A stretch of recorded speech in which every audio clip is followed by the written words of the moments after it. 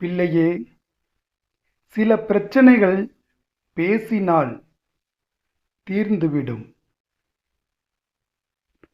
சில பிரச்சனைகளை பேசாமல் இருந்தால் தீரும்.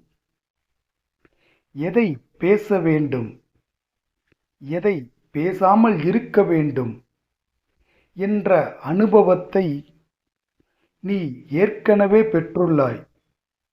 எனவே பேசி தீர்க்க வேண்டியதை பொறுமையாக பேசி தீர்த்துக்கொள். அதே சமயம் சிலர் கடமையாற்றும் நேரத்தில் தேவையற்ற விஷயங்களை தவறான கண்ணோட்டத்தில் தவறான புரிதலோடு பேசி துன்பப்படாதே.